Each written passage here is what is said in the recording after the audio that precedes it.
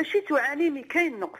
كاين نو نقص. حنا رانا احسن من جيران كما في المغرب، يعني عالجوا غير بالتعليم بالفلوس، العلاج بالفلوس في المغرب. حنا في الجزائر الحمد لله. اذا تثبت لي انه الان الجزائر تعطي صاروخ واحد للمقاومه ساقول لك اسف. الان بينما ايران تجاهر امام العالم، انا اعطي للمقاومه مختلف انواع الاسلحه. أصدقائي المشاهدين، مرحبا بكم. فيديو مهم جدا لأنكم سترون كيف أن المملكة المغربية أصبحت عقدة كبيرة لدى الجزائر، وذلك واضح من خلال كلام هذه الجزائرية التي كانت على وشك البكاء. داكشي علاش بغيتكم تفاعلوا مع هذا الفيديو، تضغطوا على زر لايك وتشتركوا معنا في القناة إذا ما كنتوش مشتركين. خليكم مع الفيديو ونتلاقاو من بعد. كيف ترى أنت كمواطن جزائري منجزات بلدك؟ نعم، المنجزات الرسمية التي يتكلم عنها النظام الجزائري منذ عام 62 معروفة. منجزات شكلية، هذه جامعات، هذه بنية تحتية، هذه مدارس، مستشفيات. لكن إذا أتينا إلى الواقع نجد أن الجزائر في الحضيض الأسفل بصراحة. يعني مستشفياتنا والله أكرمكم الله يعني تأنف حتى ربما الحيوانات على يعني لو عن المعالجة فيها. المدارس، انت شفت مثلا الدبلوم الجزائري، الشهاده الجامعيه الجزائريه غير معترف بها على المستوى العالمي. اذا ما ذهب الطالب الجزائري الحاصل على شهاده الليسانس او الدكتوراه من الجامعه الجزائريه الى اوروبا فانها ترفض راسا. يعني من قال ذلك؟ من جديد من قال ذلك يا عبد الله؟ من قال ذلك يا رجل؟ جزائريين كثر يعني في مواقع مهمه في فرنسا وفي بريطانيا وفي غيرها. من قال ذلك؟ ماشي. اولئك لم يدرسوا هنا فقط. يعني اذا ما درست انت في الجزائر هنا وحصلت على دبلوم وخرجت من الجزائر فانك لا تقبل. يجب ان تدرس هناك وتحصل على شهاده المكافاه، شهاده المكافاه يعني تكافئ الدبلوم الجزائري. الدبلوم الجزائري هذا على مستوى الشهاده. وتعرف البكالوريا الجزائريه غير معترف بها عالميا، هذا معروف. يعني انت ممكن ارجع المعلومات وتشوف غير معترف بها. البكالوريوس الجزائري غير معترف به. اذا يعني الطالب اذا ما خرج من بلده عليه ان يعيد الدراسه.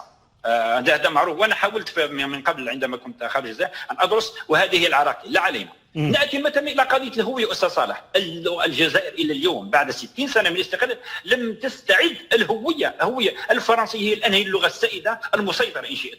ظاهرين يقال الجزائر في الدستور لغتها العربيه، لكن واقعا اللغه الفرنسيه هي المسيطره. يعني الان بعد 60 سنه، الان بعد 60 سنه من الاستقلال، عندما تذهب الى اي اداره تخاطبك الاداره بالفرنسيه؟ لا تخاطبني بالفرنسية، لكن اللوبي الفرنسي في اليساري إن شئت، خلينا من يساري ويميني. اللوبي الفرنسي أستاذ صالح، أنا عامل في حقل التدريس وأعرف اللوبي الفرنسي والله قوي جدا جدا في الجزائر. انت تشوف مثلا اعطيك مثال من الواقع مش رومانسي ولا. قبل ايام رئيسنا يكلم احد الاطارات في الجزائر، يكلمه بالفرنسيه، يقول له انا اريد يعني اترجم لك، يقول له عقول شابه مثلك. انا ترجمت لك ما قاله هو بالفرنسيه، انا لا اتأفف عن الكلام بالفرنسيه. هل يعني تصور انت 60 سنه استقلال ورئيسنا يعني معروف يعني يتكلم اللغتين يتقنهما ربما او يحسنهما، لكن لا يتكلم. انت شفت مسؤولين خارج الجزائر، السفراء والله انا رحت خارج الجزائر والله. طيب خالد حتى نوجز تراسل. نعم يا ريت الايجاز لو تكرمت. الايجاز. نعم بإيجاز. والله أستاذ صالح أهم من الاقتصاد هي الهوية. الجزائر هويتها مختطفة هنا. العربية غريبة جدا، وعلى استعادة الهوية العربية الإسلامية أولا قبل التكلم عن الاقتصاد. شكرا لك عبد الله من الجزائر. الحاج من الجزائر. الحاج. السلام عليكم يا أخ صالح. وعليك السلام. السلام عليكم يا أخ صالح.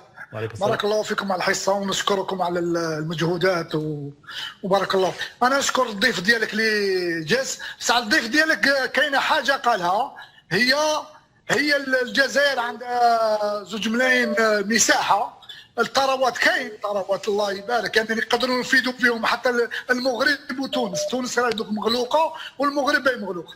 ثانيا المنجزات اللي جاوا 60 سنه يا اخ صالح، والله كما قال لك الاخ هذاك عبد الله هذاك اللي جاز الاولاني، تشوف السبيطارات، تشوف الناس جات تعبر على نفوسها، تخرج للطريق تعبر على نفوسها، داوهم في الحراك. والحراك قال لهم الامم المتحده، قال لهم بلي الحراك سلمي، بداوهم من السجون. هل هذا استقلال كما قالوا الاخر؟ اشكرك الحاج من الجزائر، حتى نكتفي بدقيقه واحده. كمال من المغرب. كمال، الو، تفضل كمال. السلام عليكم. وعليك السلام. فيما يخص النظام، هو منذ 60 سنه وكل شيء باين، ما دار والو. ملي جاو ما داروا حتى شي حاجه، راه الاوضاع الاقتصاديه مزريه، شي كيعرفها. طيب شكرا لك كمال من المغرب، اشكرك. حياك اخي العزيز، وتقم يا هلا بك الحوار وكل المتفرجين. اما فيما يخص هذه النزاعات بيننا وبين المغرب، هذه كما يقولها دائما الى يوم القيامه، لانها ما عندهمش نيه اللي كما يقولوها للصلح. الصلح نعوسوا الحريه والديمقراطيه وحريه العداله والمؤسسات كما يقولها. نعم. انت لا ترى الان هناك حقوق وحريات في الجزائر؟ لا يا اخي، ابدا ابدا. العسكر من 62 الى يومنا هذا هو اللي يعين الرئيس معين. قول لي الانتخابات مزوره والرئيس معين. كيف انت والشعب، كيف هذا الجيش ينتصر والشعب ضده؟ ما يمشيش معاه. احنا الشعب الجزائري كل ضد المؤسسه العسكريه، مش يعني العسكر والجنرال. لا اتحدث يا يوسف يا غالي، اتحدث بصوتك، ما تقول لي كل الشعب الجزائري لانك لم تستفتي الشعب الجزائري، اتحدث باسمك حتى يكون كلامك مقنع. تفضل. في الحراك يا الاخ صالح يقول الشعب الجزائري يقول الجيش. نعم، هو الشعب يقول واش يقول؟ يقول الشعب الجيش ضد الشعب. في 92 شكون اللي قتل الشعب؟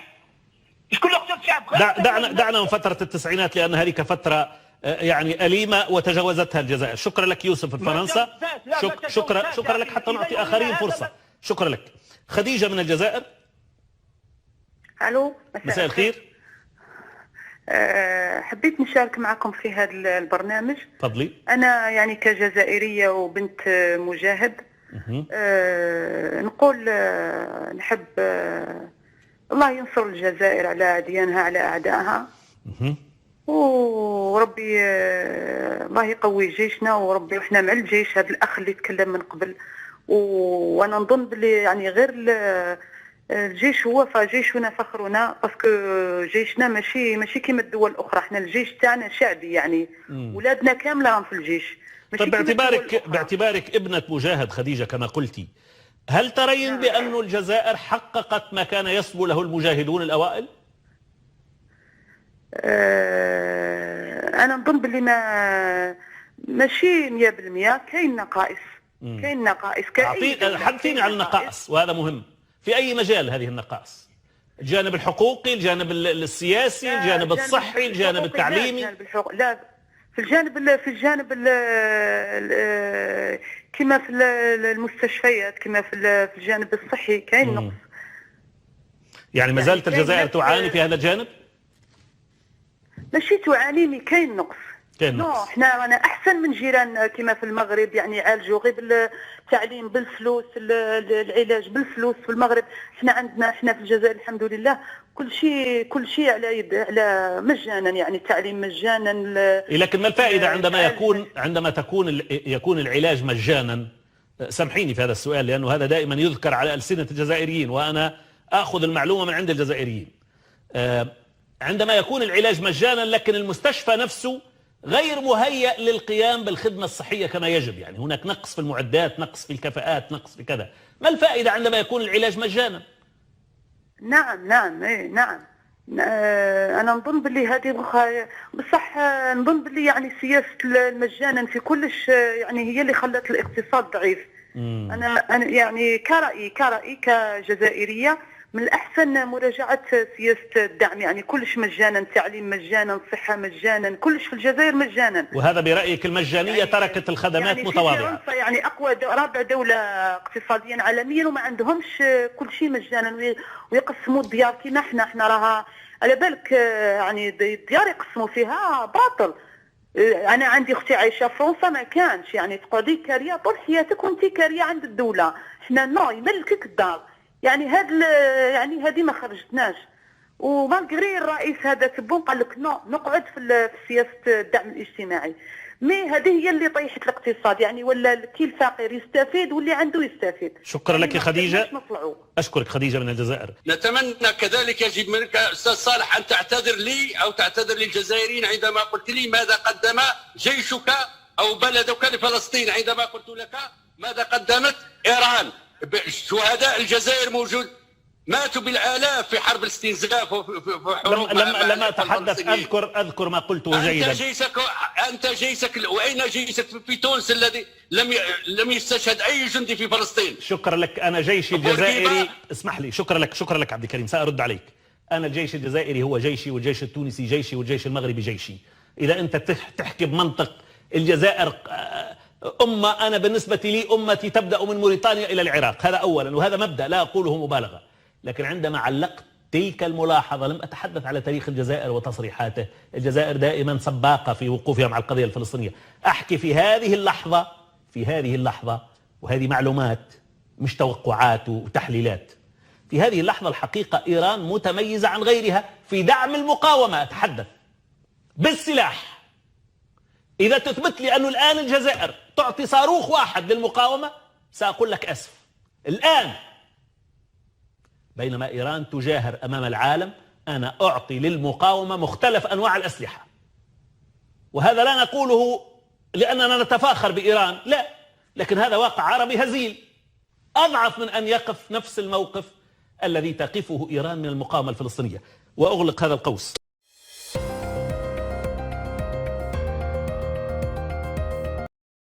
إذن أصدقائي المشاهدين، مرحبا بكم معنا مجددا. كان هو هذا الفيديو ديال اليوم. إذا كيف ما شفتوا نتمنى أنكم تكونوا خديتوا فكرة على الطريقة التي يفكر بها بعض الجزائريين، وكيف أنهم يعني تم غسل أدمغتهم من طرف إعلامهم الذي ينشر دائما الأكاذيب عن المملكة المغربية والمغاربة. مع الأسف هم يصدقون هذه الأكاذيب، وحاطين المغرب شماعة من أجل أن يعلقوا عليها يعني الفشل ديالهم والمصائب والكوارث الاقتصادية والسياسية والاجتماعية اللي عندهم، بل وكذلك أنهم حاطين المغرب يعني كوسيلة باش يصبروا على راسهم. قالت لك نعيش في نقص، نعيش ونحن مقهورون، ولكن على الأقل أحسن من المغرب. يعني يصدقون الأكاذيب. على الأقل المغرب لا يصرف أموال الشعب المغربي على الناس من أجل أن يقسم دول أخرى. إذن كان هو هذا الفيديو ديال اليوم. شكرا لكم على المشاهدة.